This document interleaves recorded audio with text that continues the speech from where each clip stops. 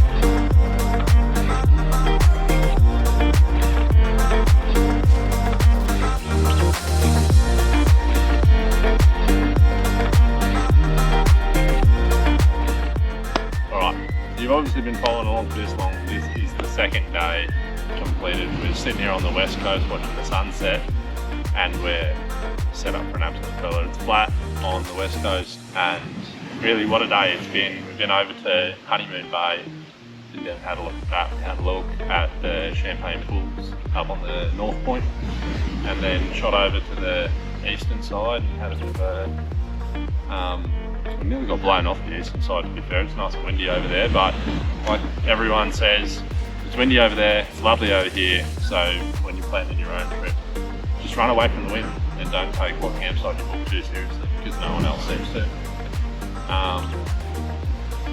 Outside of that, I can't wait to have a little campfire, can't wait to cook up a feed, and can't wait to watch the sun go down. So I hope everyone else is enjoying it as well. You enjoying yourself, Emma? Sure am. It's different from what Instagram saw. A bit more positivity, which is nice.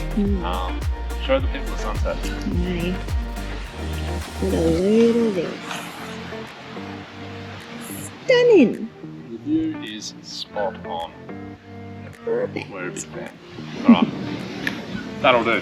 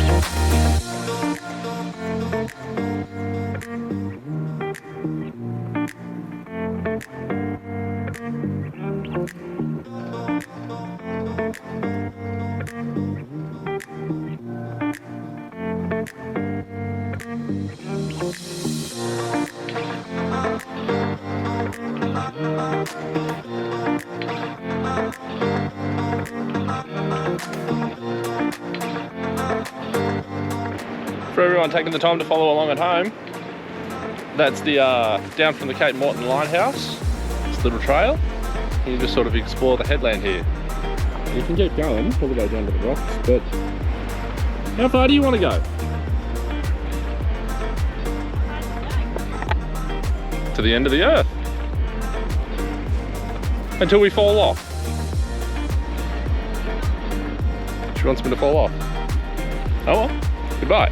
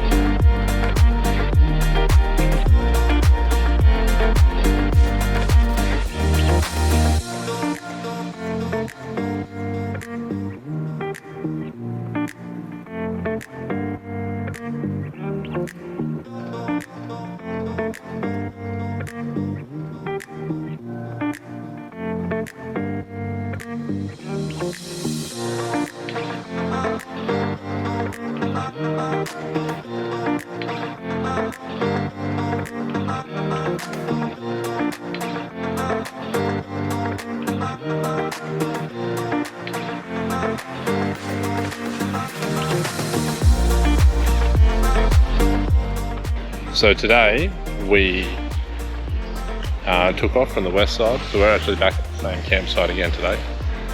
We took off from the west side after a decent brekkie, got the drone out, actually found a dugong like probably only 10 metres offshore, so I had the drone, bit of drone footage over that. We made our way over to the east side, down the east coast, which was a bit of a mission, then back over to the west into the gutter bar. We made it there by lunch, so that was knocked us around a bit. There was a bit on. Gutter bar is lovely, really busy because it was Father's Day, which was cool though, so it had a good atmosphere. And then yeah, we've just made our way back up, had a shower at Beniwa, and now we're back at the same. Sussed out the dunes and went for a little bit of a toboggan, a boogie board down the dunes. If we can edit that footage in about now. All in all, it's been pretty great. If you haven't done Moreton, it needs to be done. 5 days would be about enough time. It's always time spent better with friends. I'm enjoying touring with them instead of on my own, so a good change of pace. She's just having a nap, she's tuck it out. Alright, I'm gonna enjoy a yeasty beverage and then a bit of a sunset. I'll set up a time lapse so you guys can enjoy the sunset too.